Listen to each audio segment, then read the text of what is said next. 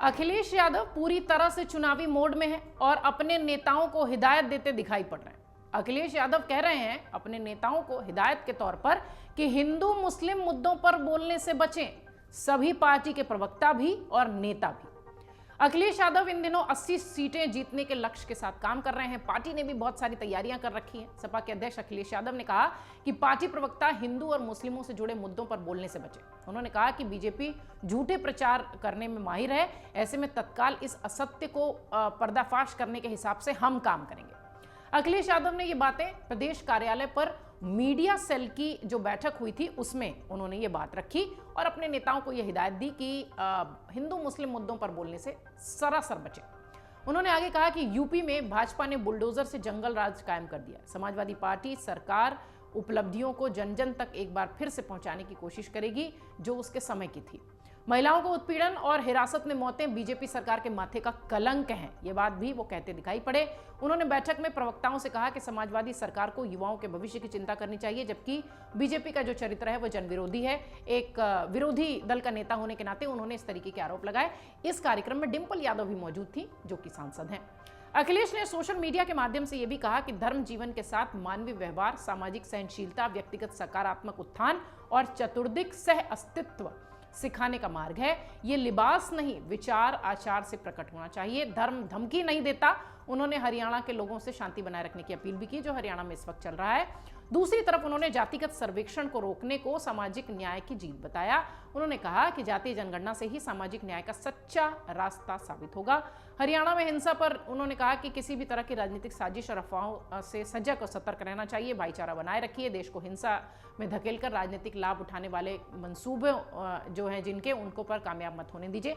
ये तमाम बातें अखिलेश यादव कहते दिखाई पड़े, लेकिन जो महत्वपूर्ण बात थी उनके इस सारी बातचीत की वो ये थी कि उन्होंने अपने पार्टी के प्रवक्ताओं और नेताओं को यह नसीहत दी कि बिल्कुल भी किसी तरह भी कैसे भी धार्मिक मुद्दों पर बोलने से बचें, हिंदू मुस्लिम मुद्दों पर बोलने से बचें।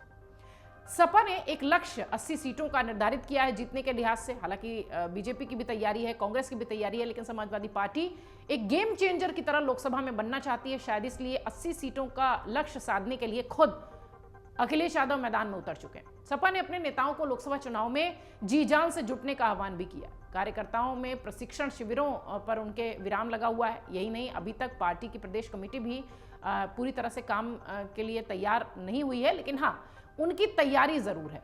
इस बीच कई सारे सवाल भी उठ रहे हैं कि आप 80 का मिशन चाहते हैं लेकिन अभी तक कोई तैयारी नहीं है। बहरहाल सपा के अध्यक्ष अखिलेश यादव ने कार्यकर्ताओं को बीजेपी के प्रदेश की सभी 80 लोकसभा सीटों पर हराने का लक्ष्य दिया हुआ है। इसके साथ ही जून में गोला, गोकर्णनाथ और नैमिषारण्य में कार्यकर्ता प्रशिक्षण शिविर का आयोजन भी किया गया था और इन कार्यक्रमों में समाजवादी पार्टी के जो अध्यक्ष के अलावा महासचिव रामगोपाल यादव, महासचिव शिवपाल सिंह यादव समेत कई प्रमुख नेताओं ने हिस्सा लिया था, आपको याद होगा। और सभी ने जीत का मंत्र देने की कोशिश की थी अपने कार्यकर्ताओं को। तब सपा नेतृत्व ने घोषणा की थी कि हर जिले में इस तरह के आयोजन किए जाएंगे। हालांकि इस तरीके के आयोजन अभी तक दिखाई नहीं पड़े। कुछ समय बाद ये भी कहा गया कि अभी गर्मी बहुत ज्यादा है, शायद इसके बाद इस तरीके के कार्यक्रम आयोजित होंगे। पर जिस तरीके की तस्वीर इस वक्त समाजवादी पार्टी के खेमे में दिखाई पड़ रही है, ऐसा लग रहा है कि अखिलेश यादव बहुत फूंक फूंक कर कदम रखना चाहते हैं और जिस तरीके से अपनी सीटों को लेकर भी, हालांकि वो INDIA का हिस्सा जरूर बन चुके हैं जो नया गठबंधन बनकर तैयार हुआ है, लेकिन जिस तरीके की बात वो कह रहे हैं, ऐसा लग रहा है कि वो पूरी तरह से चुनावी मोड में हैं और अपने कार्यकर्ताओं और नेताओं को ये समझाने की कोशिश कर रहे हैं कि कहीं भी चूक नहीं करना है। INDIA के साथ समाजवादी पार्टी के मिलने के साथ ही उन्होंने अपनी सीटों को लेकर भी काफ़ी कुछ मतलब क्लियर कर दिया है, एक पिक्चर तस्वीर साफ कर दी है। वो ममता बनर्जी से भी सीटें चाहते हैं, वो यहाँ पर कांग्रेस से भी ये चाहते हैं कि उन सीटों पर यूपी में भी सहयोग मिलता रहे।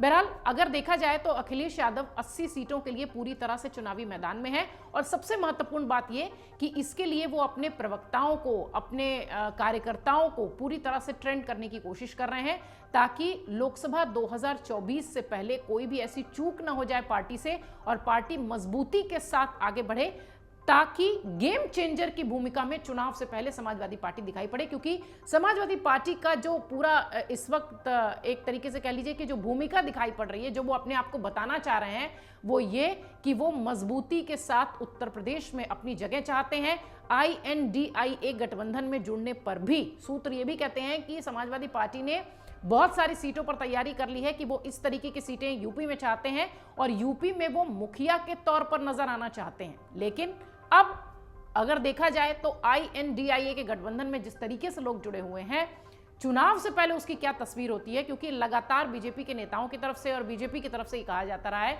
कि 2018 में भी इस तरीके का जो ग्रुप था वो दिखाई पड़ रहा था, लेकिन सीट शेयरिंग की बात आई तो मामला बिगड़ गया। अब सीट शेयरिंग को लेकर 2024 लोकसभा चुनाव से पहले किस तरीके की तस्वीर बनती दिखाई पड़ती है, यह देखने वाली बात होगी। लेकिन इन सब के बीच अखिलेश यादव पूरी तरह से चुनावी मोड में है और उन्होंने अपने सभी नेताओं कार्यकर्ताओं को हिदायत दी है कि हिंदू मुस्लिम मुद्दों पर बोलने से बचें, धार्मिक मुद्दों पर बोलने से बचें, इसका खामियाजा पार्टी को भुगतना पड़ सकता है। अमर उजाला अब आपके टीवी पर भी। अपने स्मार्ट टीवी पर YouTube पर सर्च करें अमर उजाला, चैनल सब्सक्राइब करें और देखें ताजा खबरें, वो भी HD क्वालिटी में। और हाँ, बेल आइकन दबाना ना भूलें ताकि हर खबर हो आपके घर। अमर उजाला, निष्पक्ष, निर्भीक, निरंतर।